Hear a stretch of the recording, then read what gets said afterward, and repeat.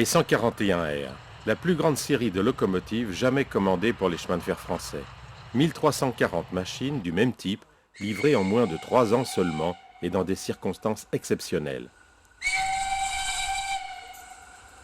L'histoire commence au moment de la Seconde Guerre mondiale. Mai 1940, les troupes allemandes envahissent la France. L'aviation ennemie s'attaque à une des principales cibles stratégiques, les chemins de fer, en particulier les locomotives et les dépôts.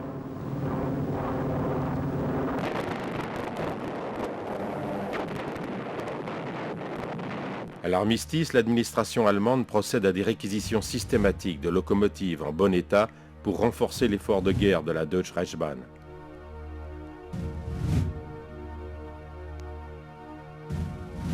Mais bientôt vont naître et se développer les mouvements de résistance des maquisards et des cheminots, et souvent les mêmes. Et ils s'attaquent aux points sensibles, les locomotives évidemment, et les dépôts, en plus des voies et des ouvrages d'art. Les dégâts sont loin d'être négligeables et les représailles seront à la hauteur. Les cheminots s'en souviennent.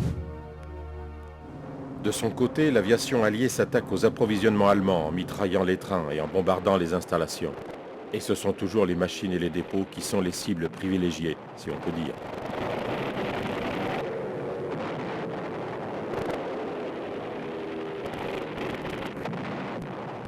Ces attaques, de plus en plus régulières, vont s'amplifier progressivement jusqu'au fameux jour J, le 6 juin 1944. À partir de ce jour-là, les bombardements ont atteint une ampleur inconnue à ce jour. Il était capital de paralyser les convois allemands de munitions et de troupes destinés au front, pour affaiblir l'occupant et précipiter sa défaite jusqu'à la libération complète. Les conséquences ont été catastrophiques pour le chemin de fer. Les voies, les bâtiments, les triages ne sont plus que des champs de ruines. Bâtiments écroulés, locomotives éventrées, wagons pulvérisés.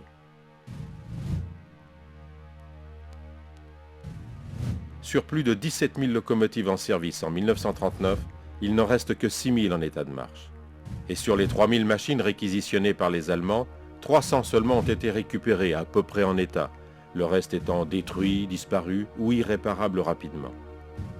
Avant de commencer à réparer, il fallait déblayer les ruines avec la crainte des bombes non explosées. Il fallait abattre ou consolider les bâtiments ébranlés et essayer de récupérer ce qui pouvait l'être. Mais tout manquait. Les ateliers étaient souvent inutilisables et les machines détruites. Les matières premières indispensables comme le charbon, le ciment, l'acier et l'énergie électrique faisaient souvent défaut. Malgré tout, le travail reprenait avec des moyens de fortune, dans des baraquements rafistolés et en actionnant parfois les machines à la main. Une poignée de responsables de la SNCF réfugiés en Afrique du Nord avaient prévu cette situation. Ils avaient estimé très justement qu'après la guerre, la SNCF n'aurait plus les moyens de se relever rapidement par elle-même. Ils avaient donc envisagé dès le premier trimestre 1944 d'entreprendre des contacts avec l'industrie américaine pour définir les grandes lignes d'une aide à la reconstruction des chemins de fer français. L'étude portait sur la fourniture de locomotives puissantes, simples, faciles à conduire et robustes, pouvant assurer toutes sortes de trafics marchandises ou voyageurs. S'inspirant des expériences faites avec les célèbres consolidations du Transportation Corps de l'armée américaine, les ingénieurs français s'orientèrent vers un type 141, plus universel que les 140.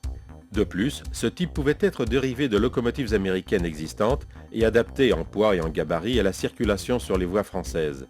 Des machines de ce genre existaient depuis longtemps sur les réseaux du Baltimore en Ohio et du Greenburn Western entre autres. La future 141R était dessinée. Une Mikado à simple expansion, de 24 mètres de longueur avec le tender, 20 tonnes à l'essieu, d'un poids total en ordre de marche de 180 tonnes avec tender plein et développant 2500 chevaux. Chauffe au charbon avec stocker pour les 700 machines de la première commande et chauffe au fioul avec tender spécialement aménagé pour 300 machines sur les 640 de la seconde tranche. Ce procédé, très répandu aux USA mais peu utilisé en France, intéressait quand même les ingénieurs. Le prix de chaque locomotive approchait les 100 000 $ et le montant total de la commande des 1340 machines a atteint 170 millions de dollars, de l'époque bien sûr, et avec les pièces et le transport. La commande de la première tranche est passée le 30 janvier 1945 aux usines Lima dans l'Ohio, Baldwin en Pennsylvanie et Alco près de New York. Ces constructeurs ont mis au point des méthodes de fabrication efficaces qui utilisent des moyens lourds. Les différents éléments sont construits dans des ateliers ou des usines spécialisées qui alimentent les chaînes de montage. La standardisation, la planification et des contrôles rigoureux permettent une production intensive et de grande qualité. Des procédés innovants comme par exemple la réalisation de châssis monoblocs avec les cylindres réduisent encore les temps de fabrication tout en apportant une plus grande robustesse.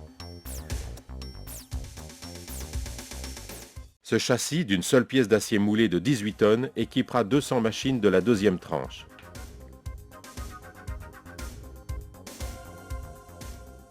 Le 30 juillet 1945, 6 mois seulement après la notification du marché, la 141R numéro 1 sort des usines Lima, au cours d'une cérémonie pavoisée aux couleurs de la France, dans une ambiance de patriotisme, de reconnaissance et de célébration de l'amitié franco-américaine. Un délai si court qu'il était une véritable prouesse.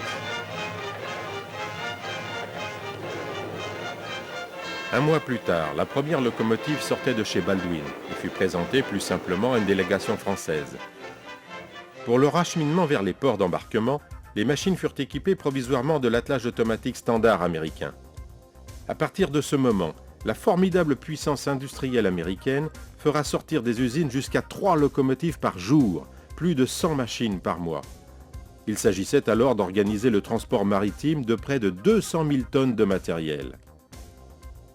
De nombreux navires furent utilisés, comme celui-ci, le Gadsden, qui embarque 18 locomotives et leurs tenders, par ses propres moyens, dans le port de Baltimore, aux USA. Une multitude de Liberty Ships emportèrent chacun 5 locomotives et tenders arrimés sur le pont. Des cargos spécialisés dans le transport de matériel ferroviaire, comme le Belle Pareil et le Belle Pamela, furent utilisés en priorité, car ils avaient eux aussi des mâts de charge permettant de se passer de grues portuaires, souvent hors d'usage en France.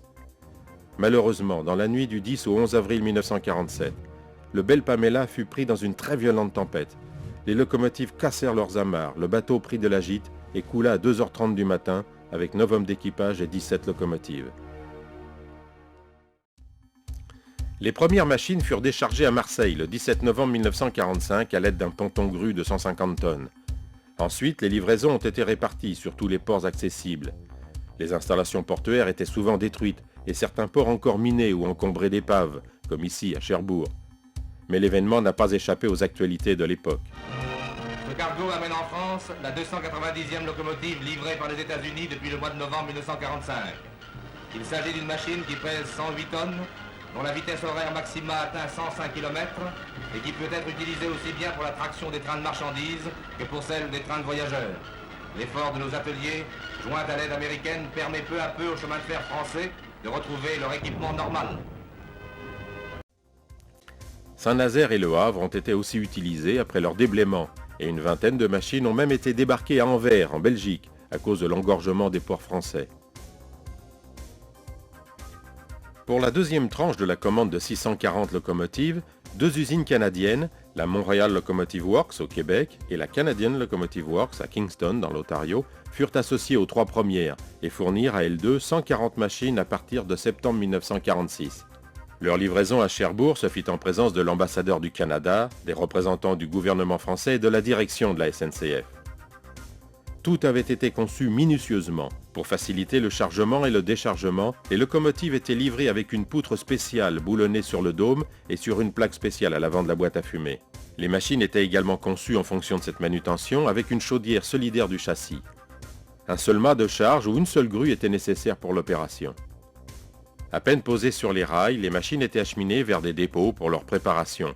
Remontage des bielles qui avaient été déposées pour l'acheminement au dépôt, montage de la rallonge de toit et des organes déposés pour le transport, sans oublier l'installation du flament. Après un graissage complet et une première mise en chauffe, la machine était mise en service. Moins de 15 jours après leur débarquement, les airs commençaient à tirer des trains.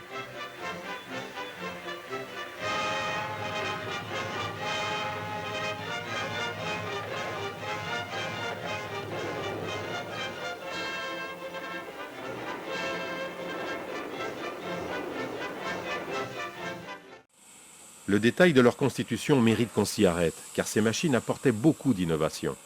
Le corps de chaudière est conique et constitué de 3 viroles en acier de 19 mm d'épaisseur et assemblés par rivetage. Le foyer débordant est entièrement en acier soudé avec une grande chambre de combustion. À l'origine, 2 siphons Nicholson dont le rôle est d'augmenter la surface de chauffe, la circulation de l'eau et par conséquent la puissance de la chaudière.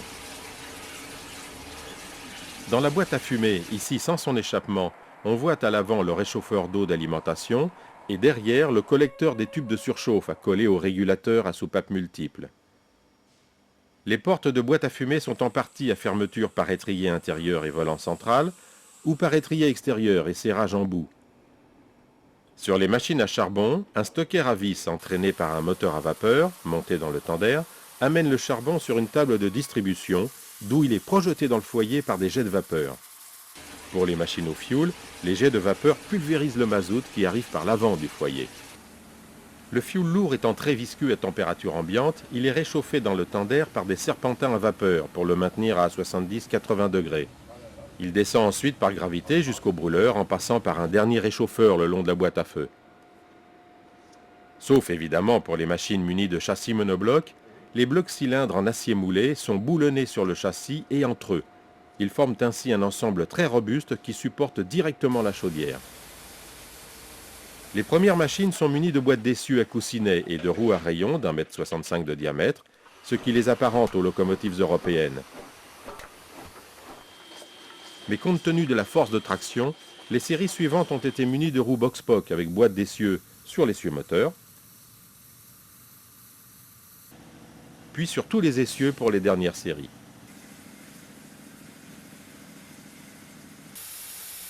Le bissel arrière est du type Cole en éléments assemblés pour les premières séries et du modèle Delta entièrement moulé pour les 240 dernières. Les cabines sont spacieuses et les postes confortables. Le mécano travaille assis. Toutes les commandes sont à portée de la main et les manomètres et indicateurs divers sont bien en vue. En haut de la devanture, toutes les commandes des vannes des auxiliaires sont regroupées sur un grand panneau. Côté chauffeur, c'est la même chose. Les manomètres sont rassemblés à côté du niveau et, dessous, la commande d'arrivée de fuel, comme ici, ou celle du stocker permettent au chauffeur de travailler le plus souvent assis. Sur les charbonnières, les robinets de réglage des jets de vapeur de la table de distribution de charbon sont juste en dessous. L'alimentation de la chaudière en eau est assurée par un injecteur en charge, Edna Brass, situé sous la cabine et qui se commande d'un seul levier. Toujours sous la cabine, il y a aussi un système d'alimentation Worthington.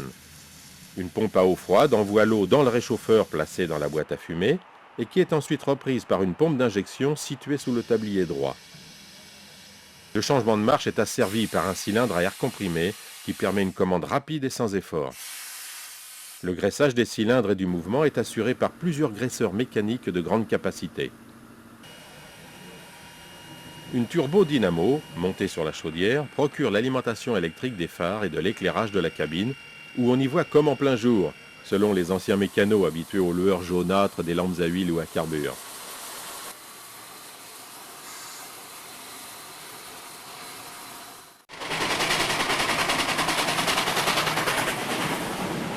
Très rapidement, ces machines allaient conquérir tous les trafics.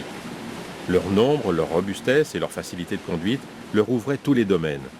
La reconstruction du réseau battait son plein, et les airs furent mis à l'honneur pour les épreuves officielles et les inaugurations des ouvrages reconstruits.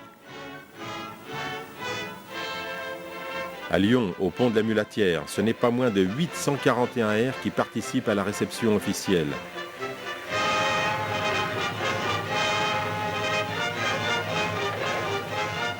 Ici, les personnalités sont arrivées en autorail Bugatti pour assister à l'épreuve de la travée provisoire du viaduc de Caronte, sur la ligne de Marseille à Miramas par la Côte Bleue. Au fur et à mesure des livraisons, les airs sont répartis dans tous les dépôts, beaucoup plus en fonction de l'urgence des besoins qu'en suivant un ordre préétabli.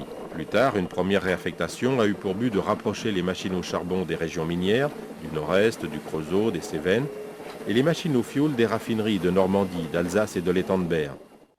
En 1949, alors que les 1323 machines sont en service, elles occupent environ les 3/4 des dépôts, avec une prédominance pour le Nord-Est, notamment dans les bassins miniers où les besoins de transport marchandises lourds sont les plus pressants. ce qui ne les empêchait pas d'assurer de nombreuses liaisons voyageurs.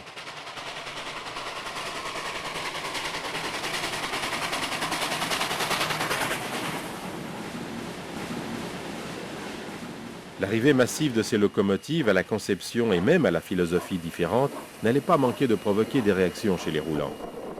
C'est ce que nous explique Gabriel Bonin, ancien mécano de l'Est, qui a bien connu cette époque et qui est toujours resté fidèle à la chauffe au charbon.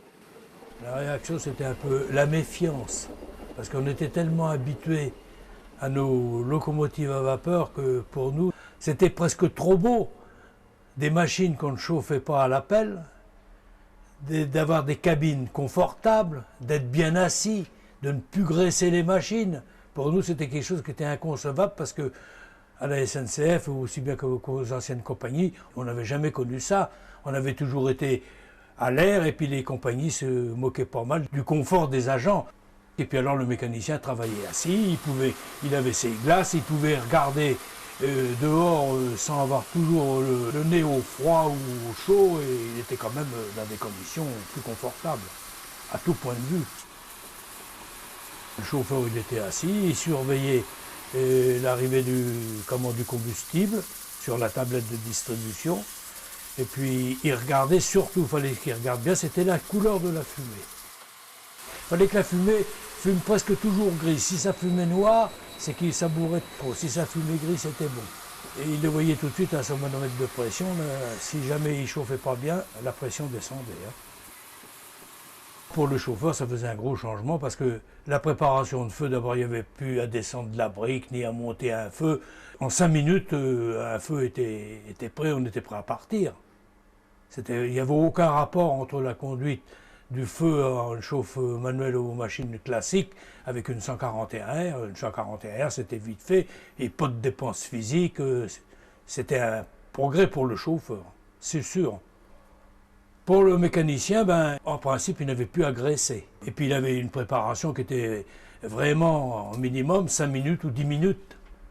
Quand on pense que pour une 141P, il fallait 1h10 ou 1h02, là on avait 5 minutes de préparation.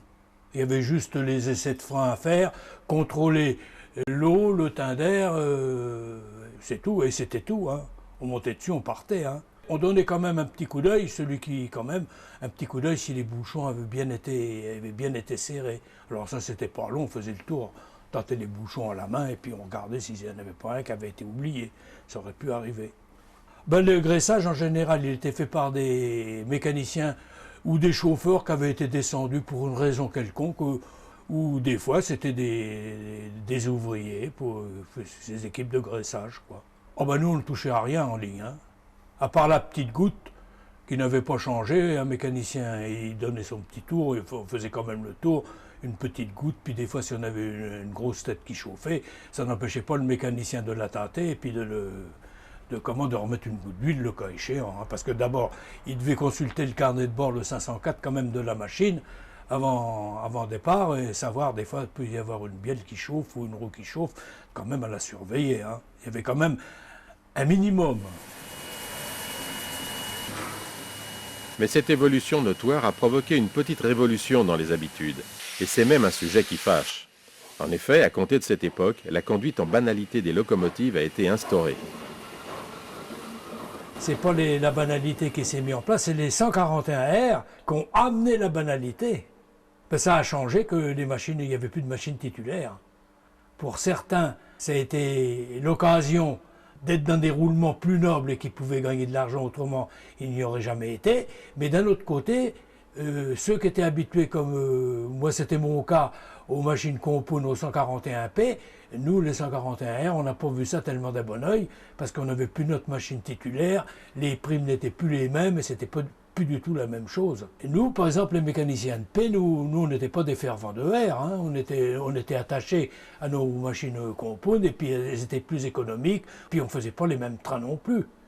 On faisait des trains, tous les trains nobles étaient encore faits au 141P. Alors pour nous, pour un mécanicien de 141P, aller au 141R, c'était pas une dégradation, mais enfin c'était un peu une marche arrière, quoi.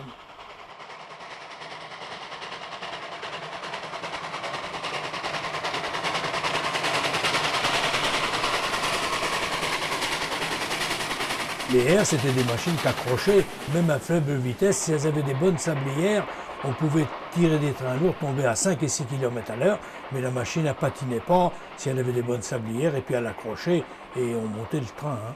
Ah si, c'était des bonnes machines quand même. Bien entendu, le rendement, c'était quand même des machines à simple expansion, et il faut reconnaître quand même qu'on veuille ou qu'on veuille pas, une machine à simple expansion, ça dépense beaucoup de houille, et ça dépense beaucoup d'eau.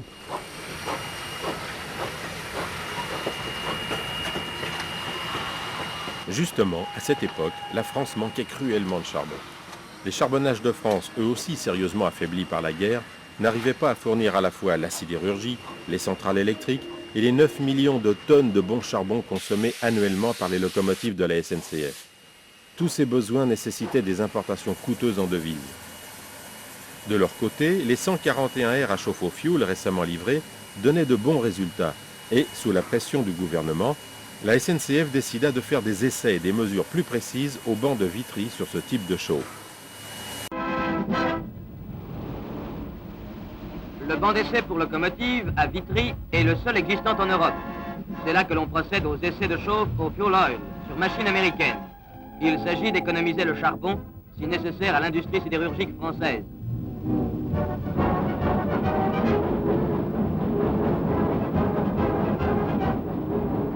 À près de 100 km à l'heure, la locomotive roule sur place dans les mêmes conditions que dans l'exploitation normale, mais sur des galets freinés par des servofreins. Dans la cabine de contrôle, des appareils de mesure enregistrent les diagrammes qui permettront l'étude des résultats en chevaux. La puissance des locomotives de ce type permettra d'épargner par an près d'1 million de tonnes de charbon. La SNCF contribue à la réorganisation de l'économie générale du pays. Convaincue, la SNCF commanda aux usines américaines 300 équipements pour la chauffe au fioul qui furent montés sur les machines aux ateliers de Niort et de Nevers. En 1949, la SNCF disposait alors de 719 locomotives au charbon et 604 au fioul. Bien que destinées en priorité au trafic marchandises, les 141 R assuraient aussi la traction de trains de toutes catégories. Ici, à Boulogne-sur-Mer, une charbonnière de la première tranche essaye de se glisser au milieu des voitures sur le quai du ferry pour l'Angleterre.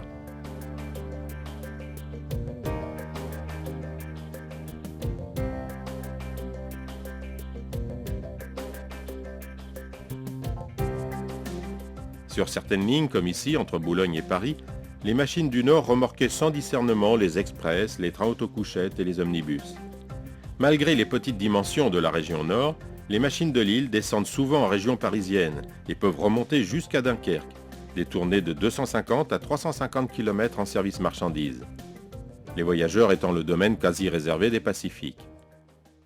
Dans les bassins industriels de la région Est, les services dominants des 141 R étaient les trafics lourds.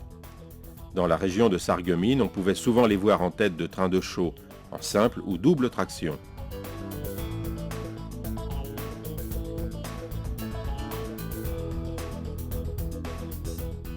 Les parcours journaliers des R de l'Est, essentiellement au charbon, sont assez importants et peuvent atteindre les 350 km entre les triages parisiens et la Lorraine ou vers Chalindrey.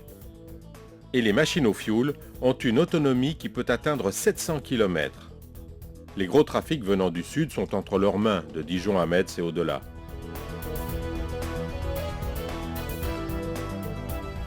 Quelquefois, on les voyait en double traction, à l'italienne, avec une machine en tête et une en pouce dans l'autre sens pour accélérer les rebroussements.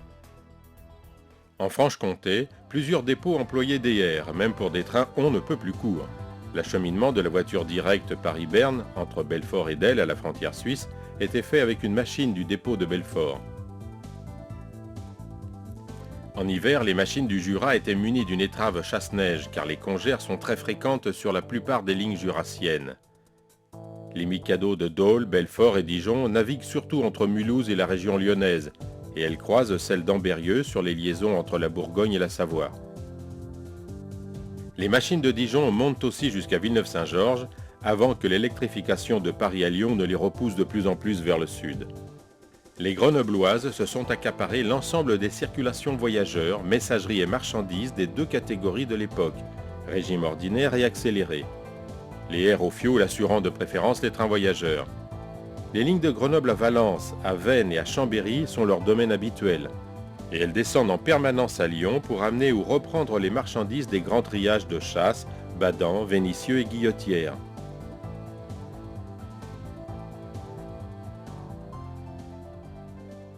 Le centre de la France a été un de leurs grands domaines d'activité. Les aires de Nevers, de Vierzon et Nantes se partagent l'essentiel du trafic de la grande transversale Lyon-Nantes. Les machines du Mans font les liaisons entre le Val-de-Loire et la Normandie et remorquent les trains vers Rennes et Quimper avec les aires de Nantes. Sur la région ouest, que ce soit au Havre, à Caen, à Cherbourg et dans tout le sud de la Bretagne, les Mikado se partagent les express lourds, les marchandises des deux régimes et les messageries. Mais elles laissent les rapides au Pacifique et au 241P. Et ce sont les 141P qui assurent l'essentiel du service voyageur du nord de la Bretagne. Mais elles vont remplacer beaucoup de séries de machines anciennes, voire même les Pacifiques, sur les lignes La Rochelle-Poitiers et Nantes-Bordeaux, où les rampes et les arrêts fréquents handicapent les 231F. C'est la 1332, une canadienne chauffée au fioul et qui sera préservée plus tard, qu'on voit ici en plein effort entre Vierzon et Saint-Pierre-des-Corps. Autre haut lieu de la traction vapeur, où les 141R donneront la mesure de leur qualité, la ligne du Bourbonnais. À Morel et Sablon, gare de jonction avec l'artère Paris-Lyon, les machines de Nevers amenaient ou prenaient les trains de Clermont-Ferrand, où les marchandises et messageries qu'elles allaient descendre ensuite vers Lyon par Montargis, Nevers, Moulins, Roanne et par El Monial. De leur côté, les aires au fioul du dépôt de Badan remontaient également par cette grande ligne les trains du régime accéléré jusqu'à Paris. Les machines de Villeneuve ont assuré des transferts de marchandises entre les triages parisiens, avant que les 60DA, les CC 65000 maintenant, prennent en charge le trafic de la Grande Ceinture. Elles n'étaient pas cantonnées aux marchandises et on pouvait les voir en tête de nombreux trains omnibus, semi-direct ou express pour la desserte des lignes non électrifiées de la grande banlieue parisienne, comme ici dans la vallée de l'Essonne. La plupart de ces trains étaient composés de voitures métallisées provenant de la reconstruction d'anciennes voitures à caisse en bois, soit à 3 essieux, les 3 pattes, ou à bogies.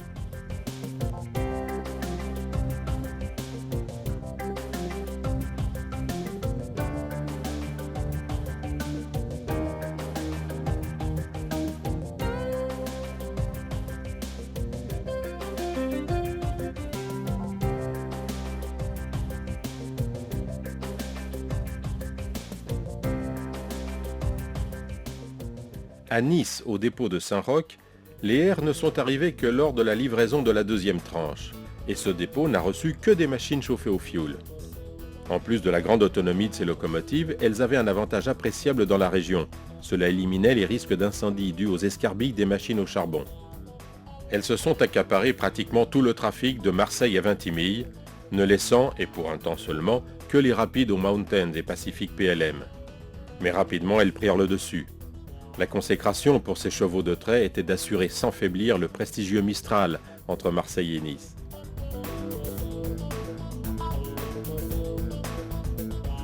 Leur puissance et leur capacité d'accélération furent très appréciées sur cette ligne de 250 km avec des gares rapprochées et un profil assez difficile.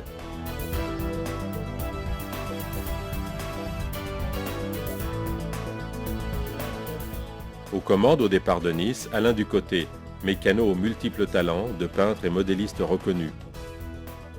À la chauffe, un autre mécano célèbre, Louis Garde, dont les modèles de 141R à vapeur vive forcent l'admiration.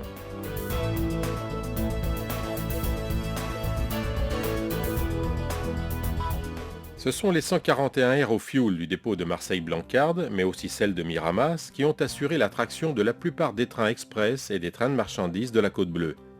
Cette ligne part de Marseille, dessert les stacks, Carry-le-Rouet, les raffineries de la Vera, les chantiers navals de Port-de-Bouc, Fos-sur-Mer et remonte sur Miramas. En plus de la desserte des raffineries et des chantiers, le trafic marchandises de cette ligne déleste la ligne impériale entre Avignon et Marseille.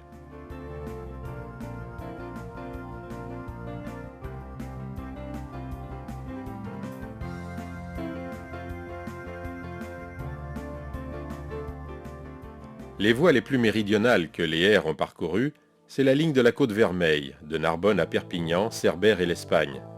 Le dépôt de Narbonne a d'abord reçu des machines au charbon, puis l'effectif s'est étoffé avec des machines au fioul. Elles ont finalement supplanté les charbonnières qui ont été mutées vers le nord. Là aussi, les airs ont assuré tous les trafics marchandises, les messageries, les denrées périssables, les trains d'agrumes.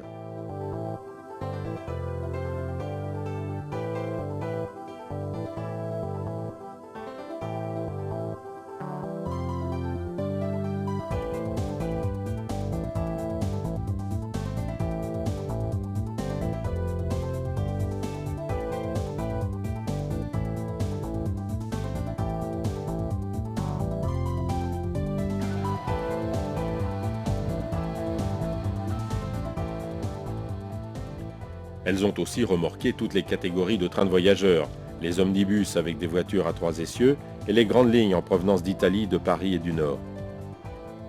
Mais petit à petit, leur domaine d'action se réduit, avec les électrifications dans le Nord, l'Est, la Bretagne et la Côte d'Azur. Les parcours effectués par les vapeurs sont de plus en plus réduits. Les dépôts ferment les uns après les autres. Au début des années 70, les 141R, qui roulent déjà depuis 25 ans, ne sont plus que 500, dont un certain nombre en réparation différée ou en attente d'amortissement. La fin de la vapeur s'approchait et beaucoup d'amateurs sentaient venir la fin d'une époque.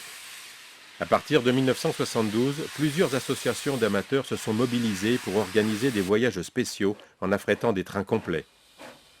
La 141R 1187 avait été remise en état de présentation pour faire le dernier train régulier de la région ouest à Auray. Mutée à Vénissieux, c'est elle qui fut choisie en raison de son bon état pour remorquer des trains spéciaux entre Lyon et Grenoble, Lyon et Tournon sur le thème de l'adieu à la vapeur.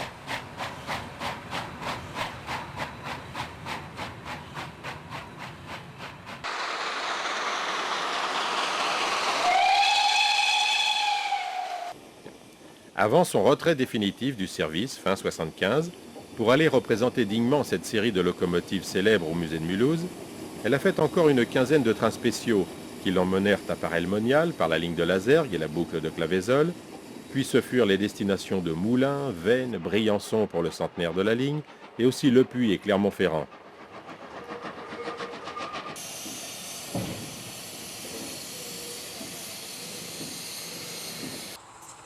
Elle fera aussi en juin 1973 un train en double traction avec la 1244 de Lyon à Grenoble et Saint-Georges-de-Comiers, gare de départ du chemin de fer de Lamure.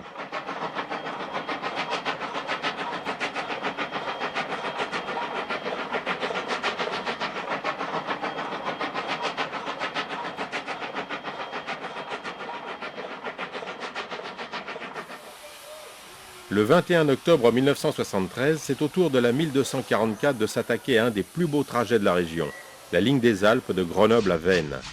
Voyage organisé par les modélistes ferroviaires de Grenoble.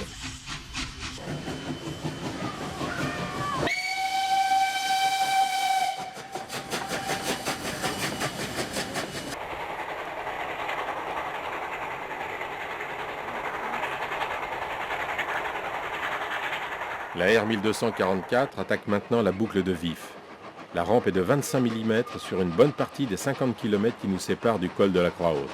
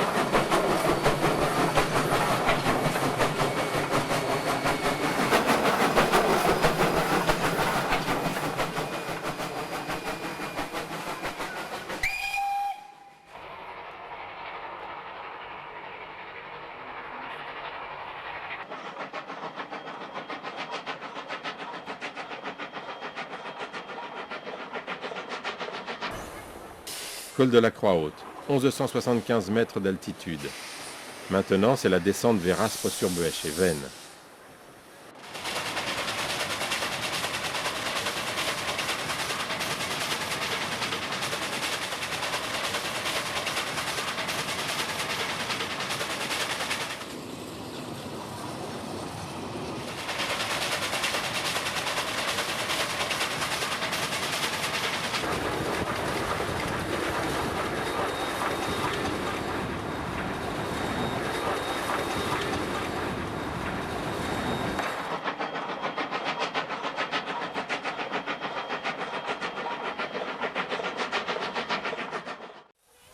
En avril 1973, c'est la 141R 1126 du dépôt de Narbonne qui va faire un périple au départ de Marseille vers Avignon par la Côte Bleue, Martigues, Miramas et Cavaillon.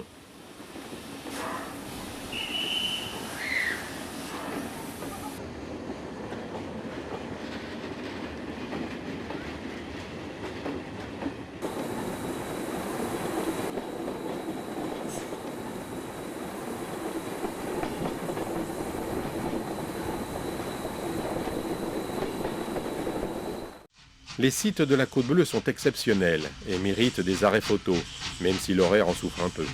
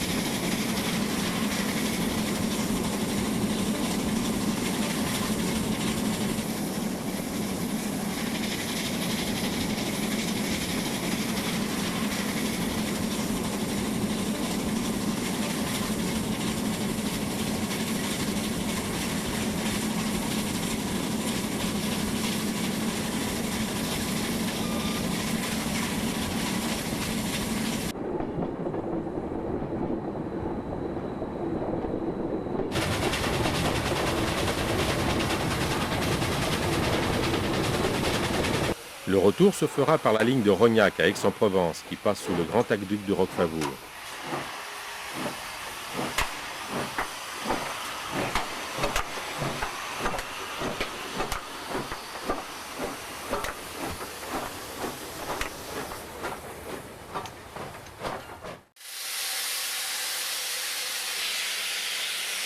C'est toujours la 1126 qui sera sollicitée à plusieurs reprises pour faire des trains spéciaux vers Montpellier et Nîmes et vers Cerbère.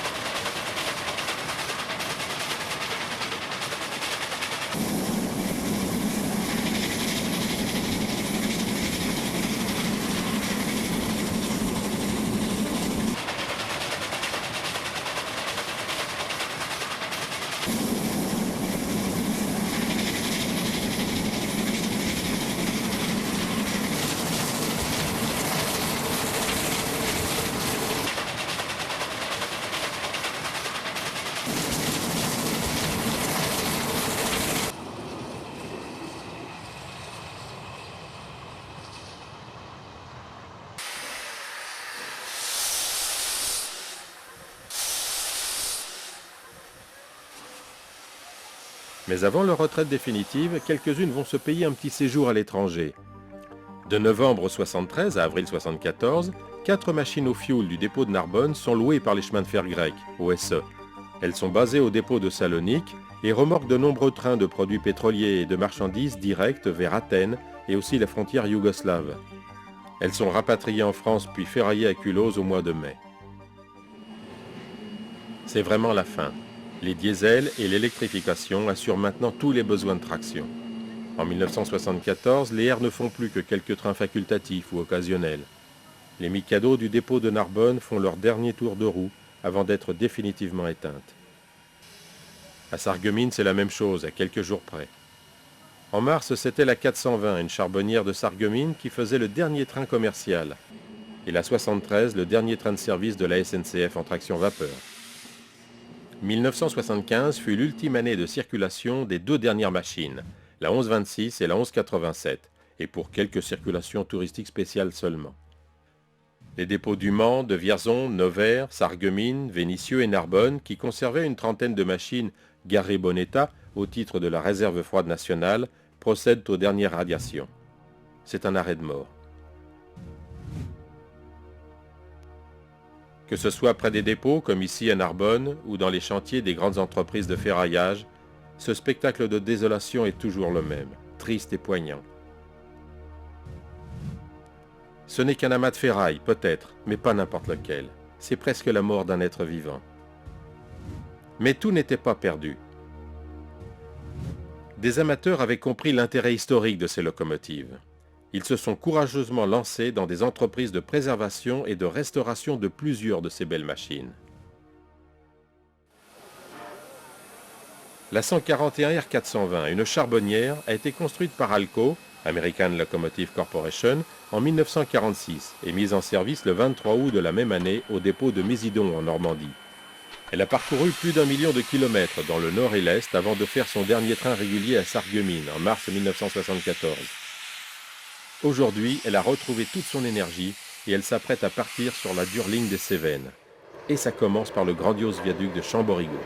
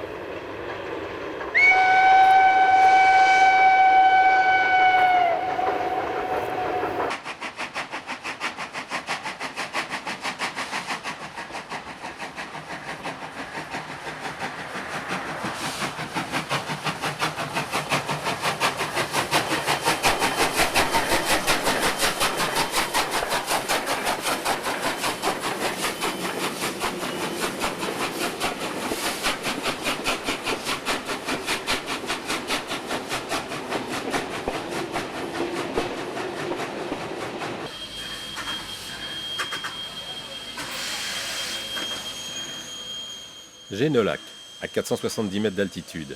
La machine souffle un peu. Les voyageurs vont profiter d'une petite fête et déguster les produits du pays, tandis que la 420 n'aura droit qu'à de l'eau.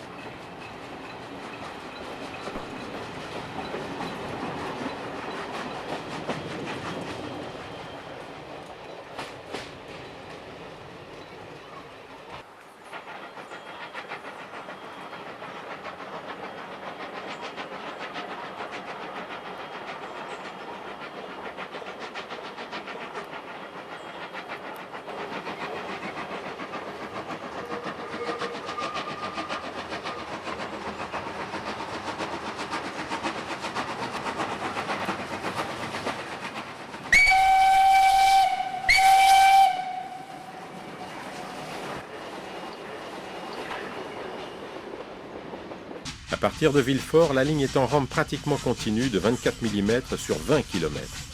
Mais la rame n'est pas trop lourde et comme la vitesse du train est limitée à 40, il n'y aura pas besoin de trop tirer sur le manche.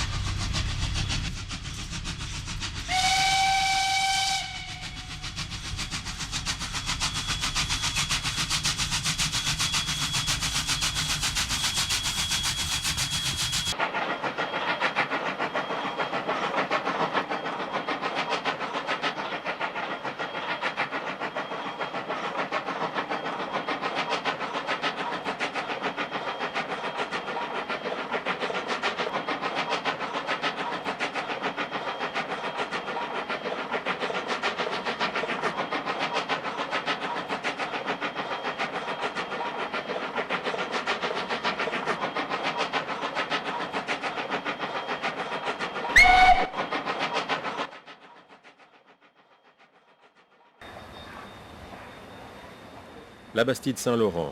Nous venons de franchir le point culminant de la ligne, à un peu plus de 1000 mètres d'altitude. Jusqu'à Langogne, la ligne est en pente modérée et la 420 se laisse descendre.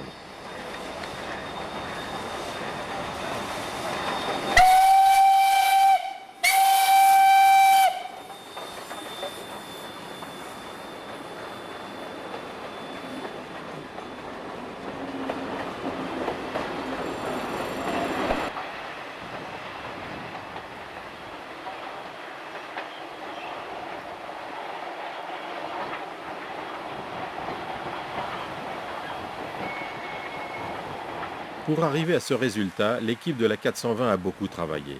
Et ça ne s'est pas fait en un jour. C'est ce que nous explique André Rassery, ancien chef de dépôt de la SNCF et conducteur de la locomotive. Donc la 141R 420 fait son dernier train le 27 mars 1974 à Sarreguemines.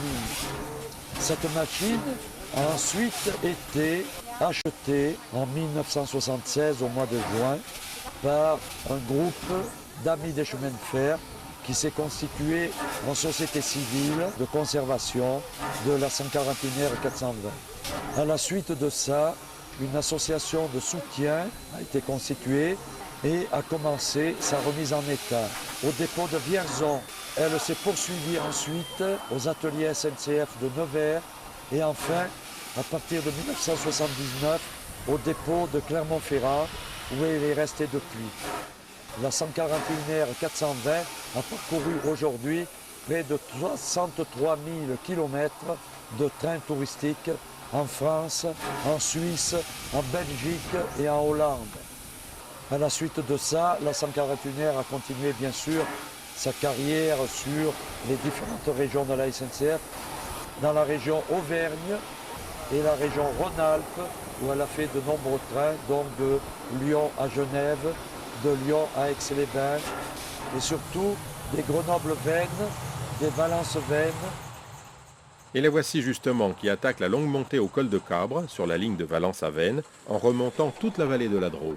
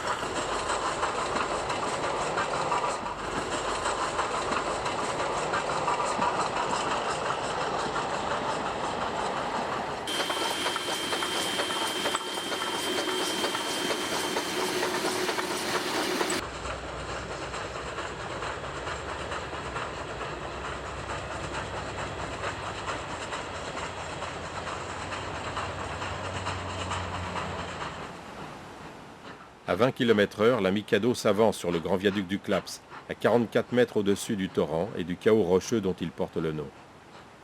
Sa longueur de 217 mètres laissera le temps aux voyageurs d'admirer le spectacle.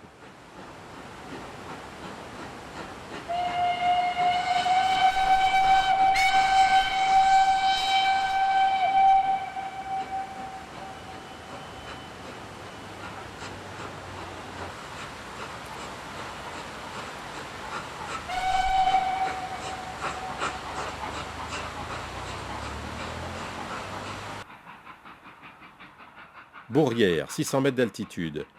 La rame attaque maintenant la grande boucle qui permet à la voie de s'élever de plus de 60 mètres au prix d'un détour de 3 km.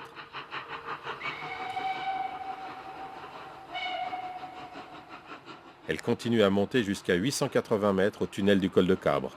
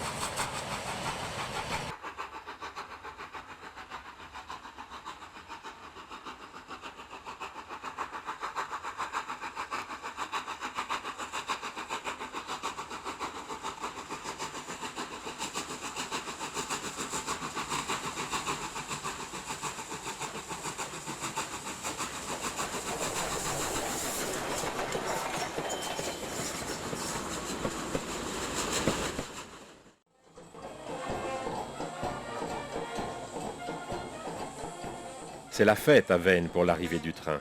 Pour cette petite ville qui a grandi avec le chemin de fer, la locomotive est tout un symbole. Alors, heureux ?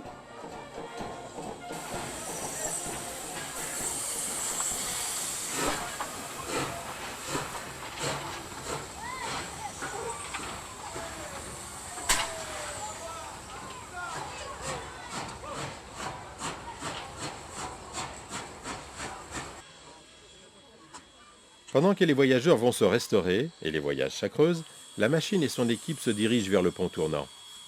Cette manœuvre simple est pourtant toujours aussi fascinante pour le public.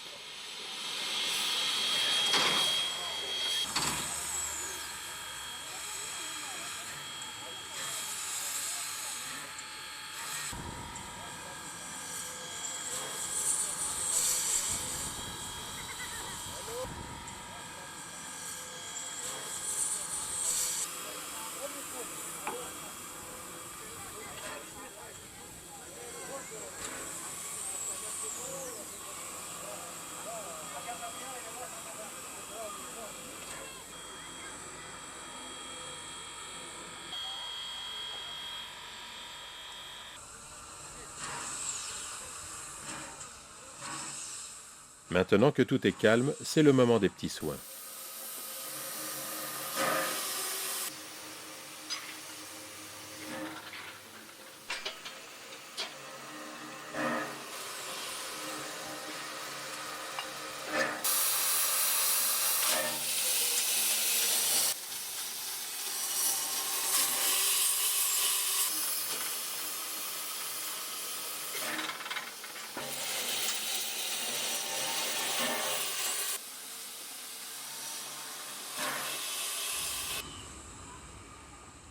L'heure du retour approche. En gare, la locomotive attire toutes les attentions, même les plus bruyantes.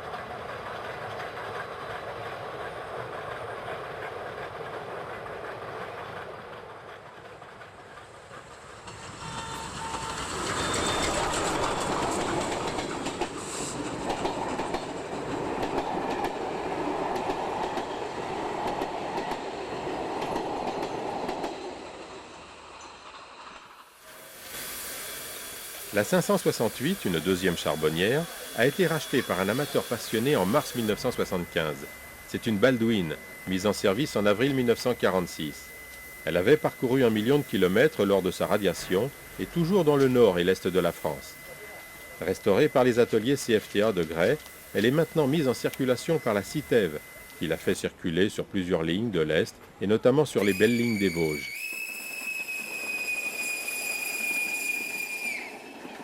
Pour continuer sa retraite active au chaud, elle va connaître un nouveau terrain de jeu dans le Midi, toujours avec la CITEV.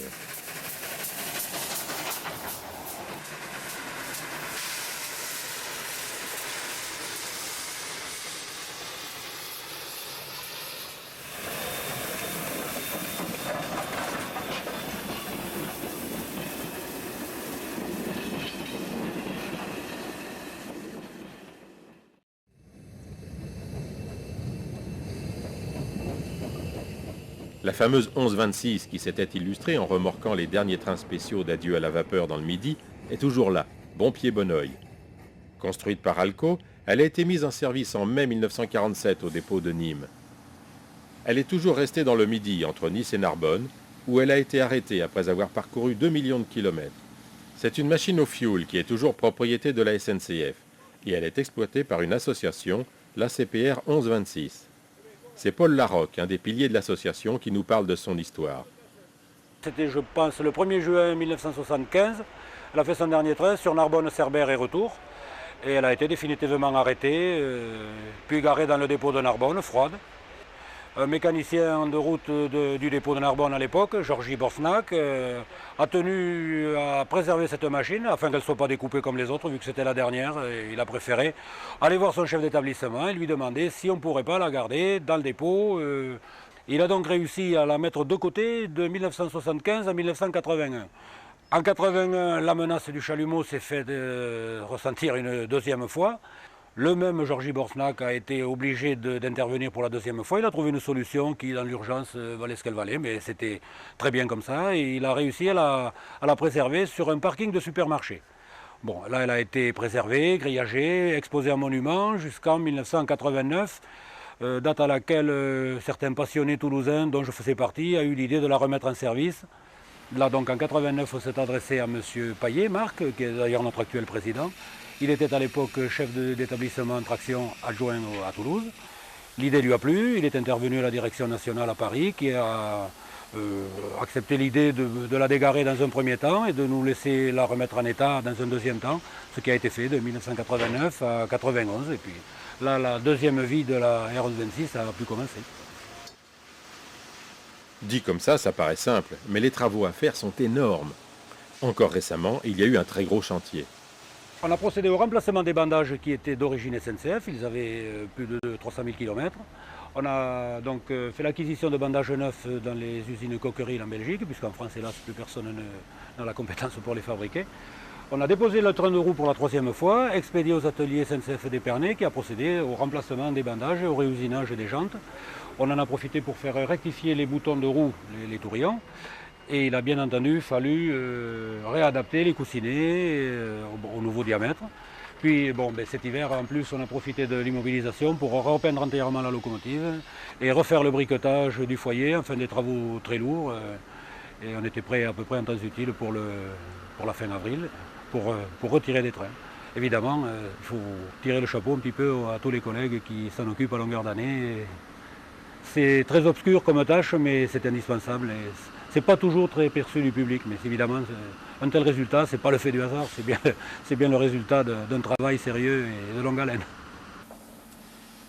Moment symbolique, l'allumage.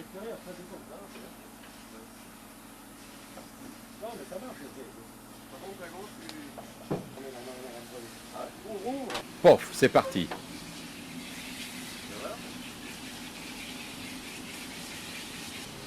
C'est Yves, le chef d'atelier au dépôt de Toulouse, en d'autres occasions, qui a pris en main l'opération. Réglage du brûleur et de la combustion.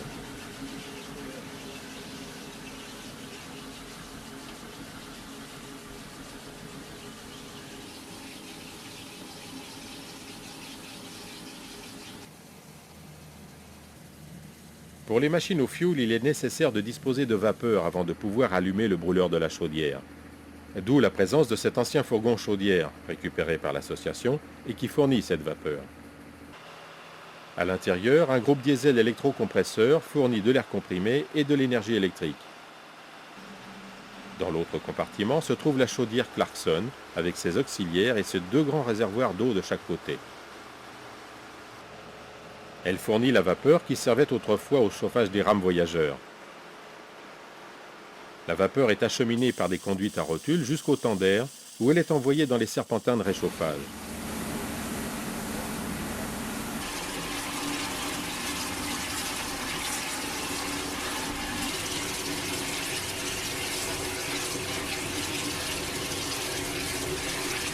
Je mets la vapeur de la chaudière de la loco en service sur tous les auxiliaires. Et là, je ferme la vanne de chauffage qui va isoler la production de vapeur du fourgon chaudière venant sur la locomotive.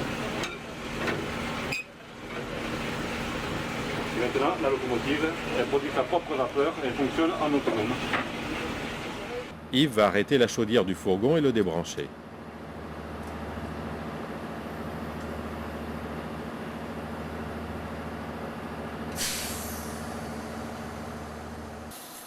Dernier coup de peigne avant d'entrer en scène, le remontage des plaques de la locomotive. Au remisage, elles sont soigneusement mises à l'abri pour les soustraire aux appétits de certains amateurs, entre guillemets. Il n'y a pas que les voleurs de poules qui aiment le cuivre.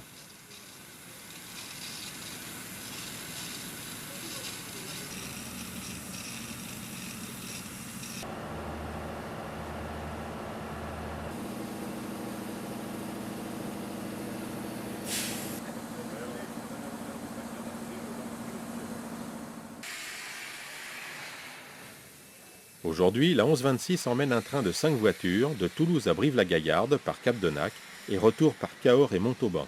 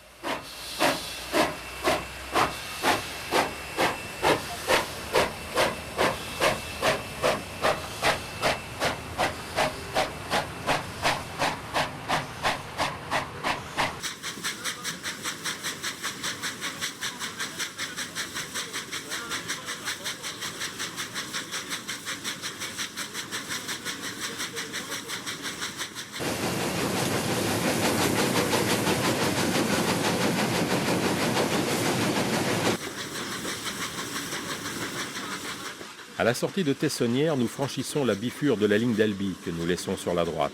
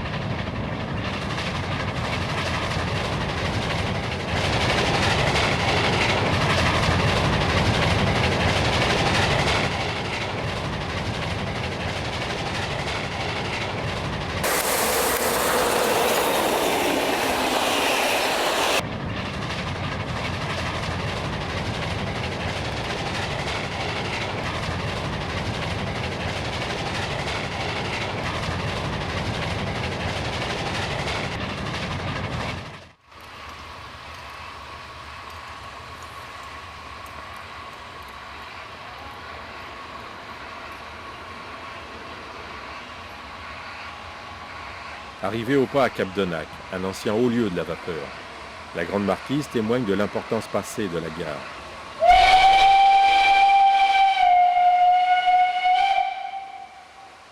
C'est le point de raccordement de plusieurs lignes, celle de Rodez et du bassin minier de Decazeville, celle de Cahors par la vallée du Lot, et de Brive et d'Aurillac qui se séparent un peu plus loin, à Figeac.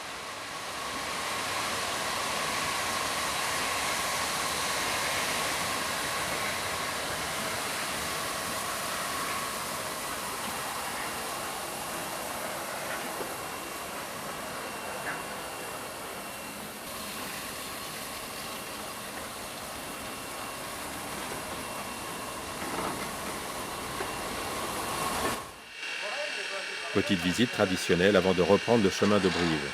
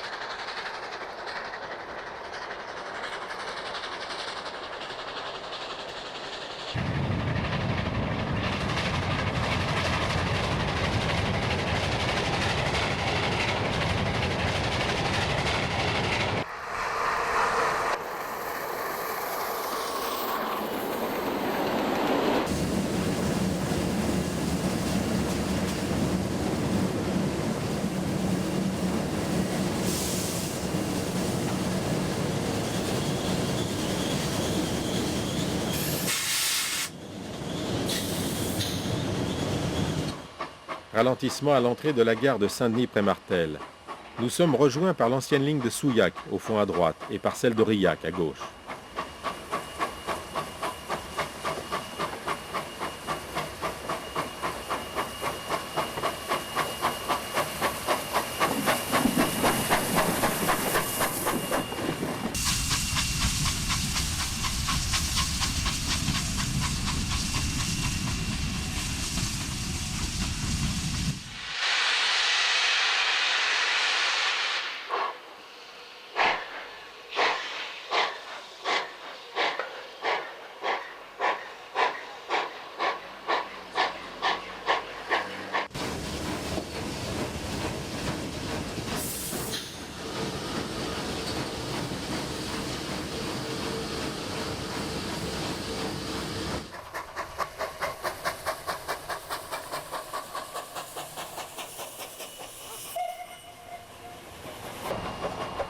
Au départ des 4 routes, des travaux de voie limitent la vitesse à 30 à l'heure sur plusieurs kilomètres.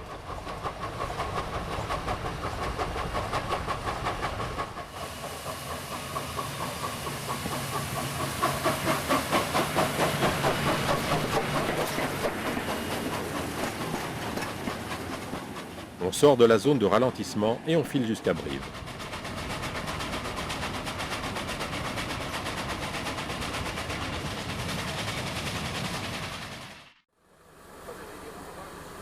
À Brive, on retrouve la caténaire 1500 volts de la grande artère Paris-Toulouse.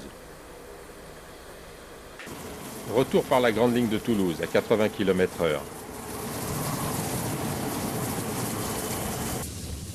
Une des servitudes de la chauffe au fioul, c'est le ramonage des tubes. Le chauffeur, ou ici son aide, les associations ne manquent pas toujours de main-d'œuvre, le chauffeur donc remplit de sable un entonnoir spécial, puis, au signal du mécanicien qui allonge la marche et ouvre en grand le régulateur, le chauffeur ferme les volets d'air du foyer et verse le sable dans l'orifice de ramonage en le faisant tournoyer.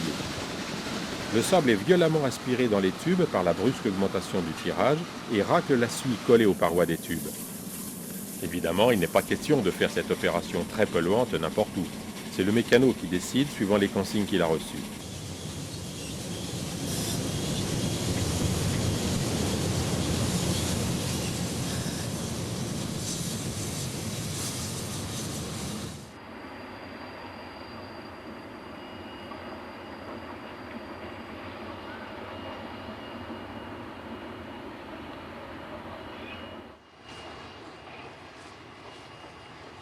Ralentissement à 30 sur le viaduc de Souillac à l'entrée de la gare.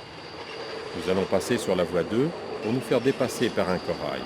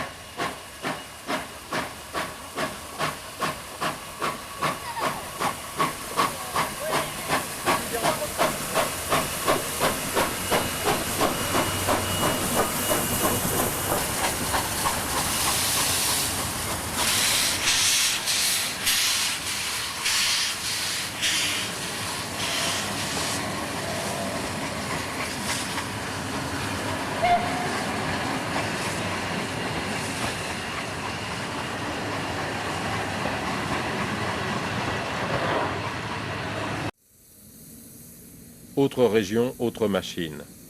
Nous sommes à Bourges, près de la 840 qui chauffe doucement. Elle a été construite par les usines Baldwin et mise en service en avril 1947 à Avignon.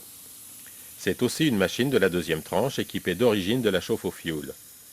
Pendant son service à la SNCF, elle a parcouru 1 650 000 km. Elle est maintenant la propriété de l'Association des Amis et Anciens de la Traction Vapeur de Vierzon-Bourges, et c'est Pascal Boucher, son président, qui nous raconte son histoire. Donc la 840 a terminé sa carrière commerciale à la SNCF au dépôt de Vierzon en septembre 1970. Garée dans la réserve froide nationale pendant quelques années, c'est une poignée de jeunes passionnés qui en 1976 l'ont récupéré et ont évité le ferraillage au chalumeau. La R840 était confiée à l'Amicale des Anciens Amis de Traction Vapeur de Vierzon-Bourges. Garée à cette époque à Vierzon sous une remise, on a été très vite garé à l'extérieur puisque le dépôt de Vierzon a été démantelé. On a donc décidé en 1984 de la déménager de Vierzon à Cosne-sur-Loire où il y a une remise de l'annextraction qui pouvait abriter cette machine. On a donc commencé par faire ce que nous pouvions faire à Cosne, c'est l'examen et l'épreuve décennale de la chaudière, ce qui a eu lieu en 1991. Et dès l'année suivante, on a imaginé de mettre en chauffe cette machine, après 27 ans d'inactivité, à l'annextraction de Cosne, chauffée au charbon, puisqu'à l'époque on n'était pas encore capable de chauffer au fioul, pour lui faire ses premiers tours de roue.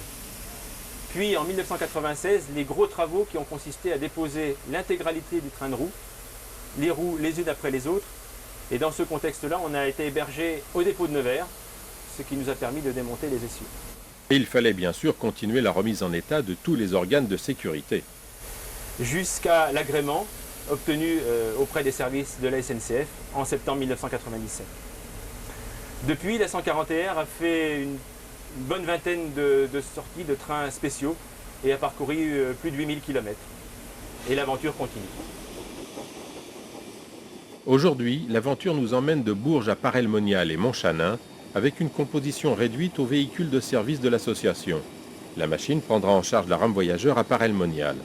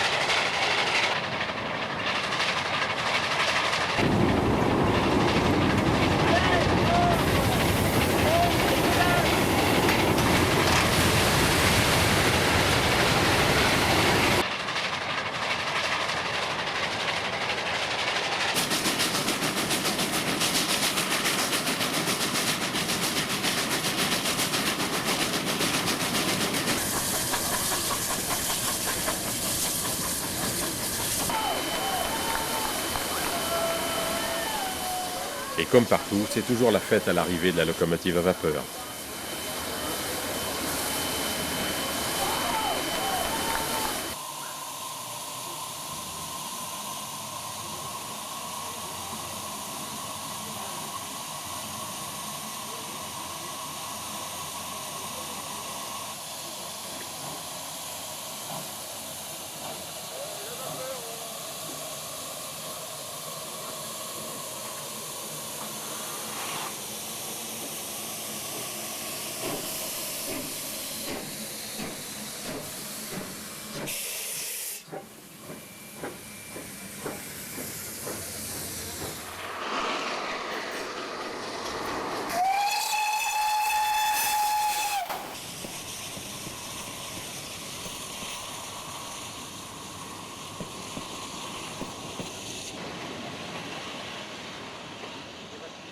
Arrivée prudente à Montchanin, le but du voyage.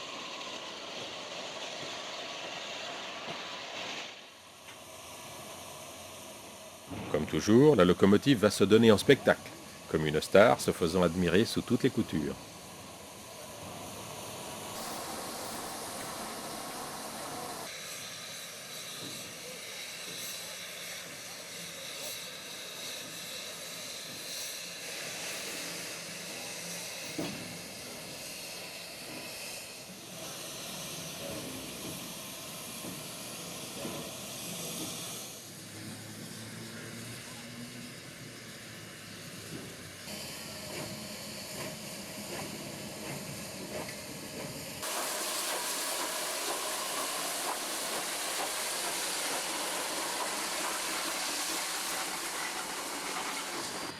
Ultime petite vérification avant le départ du voyage de retour.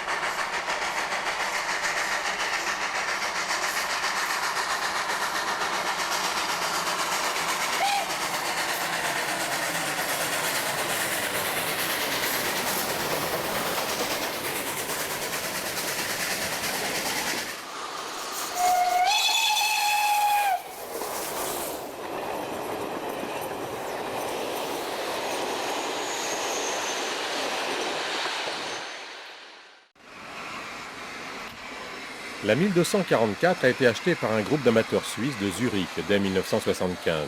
C'est une Canadienne des Montreal Locomotive Works, construite en 1947. Elle est chauffée au fioul.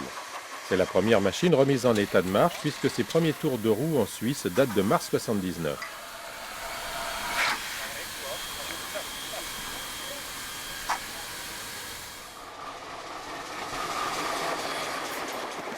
Elle participe à de nombreuses manifestations, comme ici au Saint-Gothard en 1997. Et de temps en temps, elle fait une petite incursion en France où il lui arrive de croiser une de ses sœurs.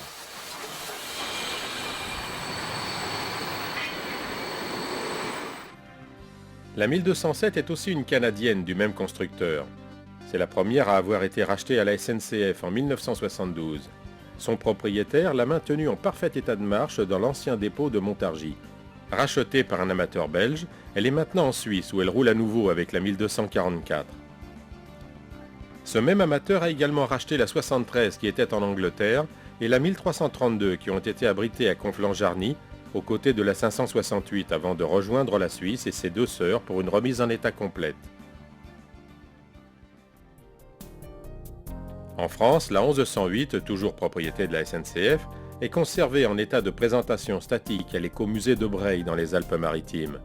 À différentes occasions, elle est sortie de son abri pour recevoir la visite d'autres locomotives, venues d'Italie ou de France, comme sa sœur, la 1126, venue de Toulouse. Construite par Lima en 1947, elle a parcouru 1 650 000 km avant de prendre sa retraite au soleil.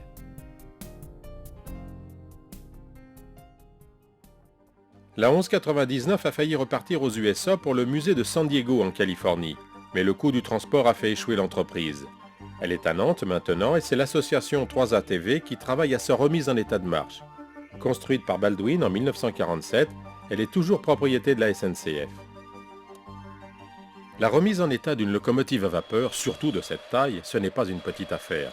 C'est même un énorme travail que tous ceux qui l'ont entrepris connaissent bien. Nous sommes à Miramas, dans l'ancien dépôt, au siège de la PAF, l'Association provençale de préservation et d'animation ferroviaire. Une équipe de bénévoles s'affaire autour de la 141R 1298. Après un déshabillage complet, le corps de la chaudière a été entièrement visité. Tous les organes sont démontés un à un, examinés, remis en état, éventuellement testés puis remontés.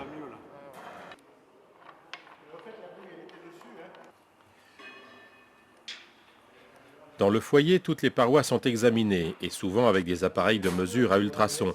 Les tubes défectueux sont changés, les entretoises et tirants vérifiés ou remplacés. Tous ces travaux entraînent des manutentions de pièces très lourdes, et cela demande des moyens de levage à la hauteur. Et si tout est bien fait, l'épreuve des mines sera réussie, et la chaudière autorisée à reprendre du service. Il y a aussi les innombrables auxiliaires à passer à l'établi, la robinetterie, les pompes, les tubulures, les manomètres, etc. Ensuite, il faut s'attaquer au roulement, faire un levage. Et 100 tonnes, ce n'est pas rien. Vérifier les boîtes d'essieux, faire contrôler les essieux par la SNCF, puis remonter le tout. Sur ces machines, heureusement, la construction extrêmement robuste écarte pratiquement toute déformation du châssis qui pourrait être rédhibitoire. Il ne faut pas compter ses heures ni sa peine. Mais au bout du compte, après avoir franchi tous les obstacles et obtenu tous les agréments, quelle satisfaction, quelle émotion! Le plaisir indéfinissable d'avoir redonné vie à une machine symbolique, la locomotive à vapeur. Mais tout particulièrement les machines symboles de la renaissance du chemin de fer, celles qui ont participé au redressement de la France après le désastre de la dernière guerre, et les dernières locomotives à vapeur de la SNCF, celles qui ont clos 150 ans de traction vapeur.